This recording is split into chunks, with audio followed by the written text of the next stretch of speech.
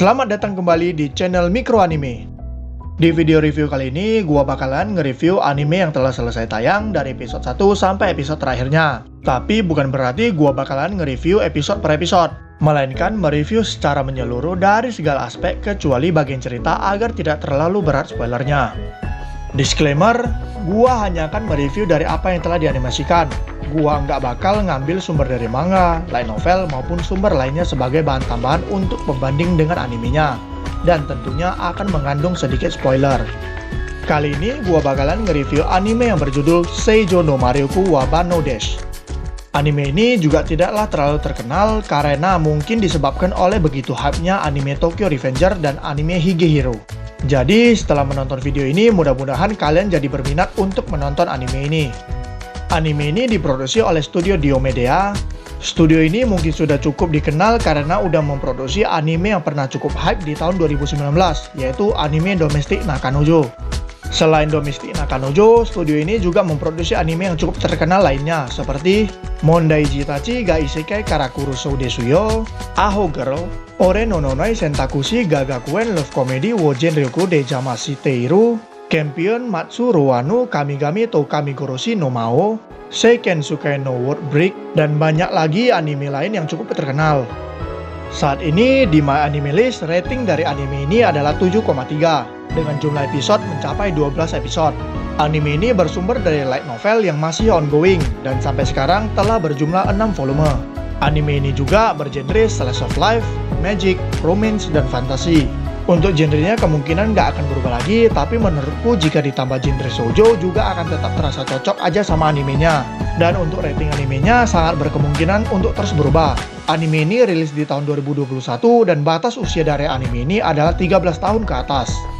Sekarang masuk ke bagian opening dan ending animenya yang masing-masing hanya ada satu. Untuk openingnya sendiri, gue suka banget karena lagunya santai, slow, mellow, dan cocok buat didengar sebelum tidur. Kalau untuk endingnya juga enak didengar, tapi menurutku biasa aja. Mungkin ada dari kalian yang bakalan cocok dengan endingnya. Masuk ke bagian visual. Visual dari anime ini sudah bisa dibilang cukup bagus dan cukup detail.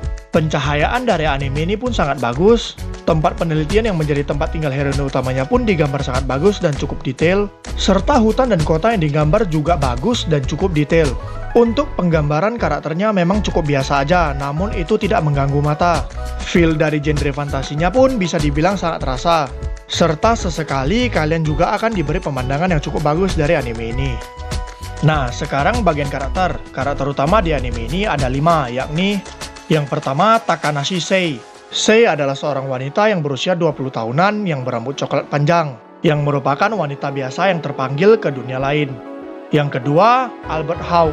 Albert adalah seorang pria tampan yang rambutnya berwarna kuning.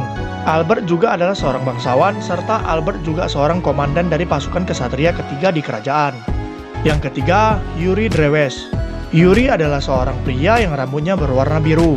Yuri juga adalah seorang bangsawan sama seperti Albert, namun Yuri adalah seorang penyihir agung di kerajaan tersebut. Yang keempat, Jude. Jude adalah seorang pria yang rambutnya berwarna hijau. Jude adalah seorang peneliti di sebuah tempat penelitian tanaman herbal. Yang kelima, Johan Valdek. Johan adalah seorang pria yang rambutnya berwarna merah kecoklatan.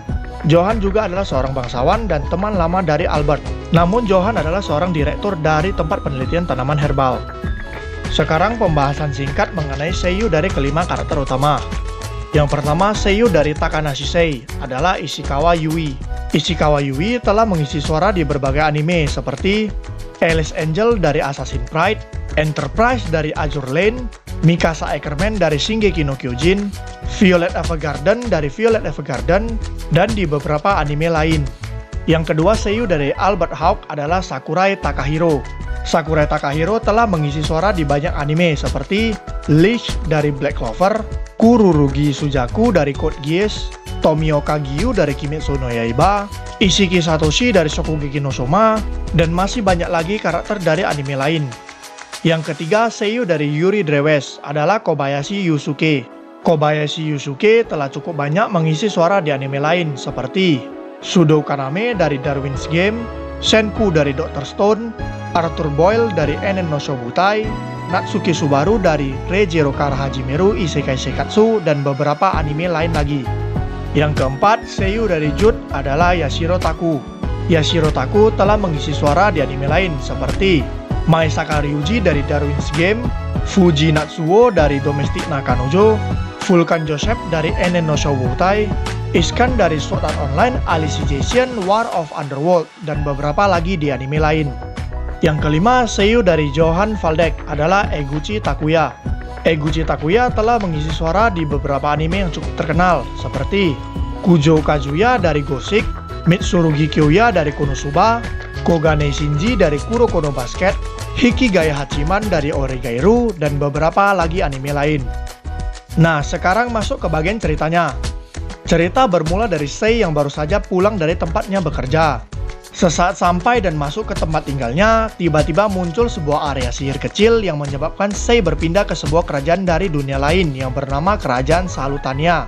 Saat berpindah, Sei ternyata tidak sendirian, melainkan bersama seorang gadis lain yang bernama Misono Aira. Yang sebenarnya Kerajaan Salutania melakukan pemanggilan tersebut untuk memanggil wanita suci yang bertujuan untuk membantu kerajaan membasmi racun dan monster yang ada di hutan. Namun kejadian munculnya dua orang wanita dari pemanggilan tersebut sangatlah tidak wajar, karena yang terpanggil seharusnya hanya satu orang. Saat Sei terduduk kebingungan, tiba-tiba masuklah seorang laki-laki yang merupakan pangeran dari Kerajaan Salutania dan menganggap Misono Aira sebagai wanita suci yang asli serta mengabaikan Sei. Walaupun begitu, Sei tetap dianggap ada dan diberi tempat tinggal serta kebutuhan sehari-harinya di istana kerajaan. Karena yang benar-benar mengabaikannya hanya Pangeran Salutania.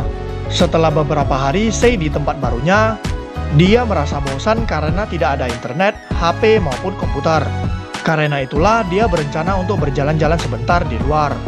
Saat berjalan-jalan, Sei menemukan sebuah area yang dipenuhi tumbuhan, yang mana area tersebut merupakan area tempat para peneliti tanaman herbal menanam tumbuhan herbal.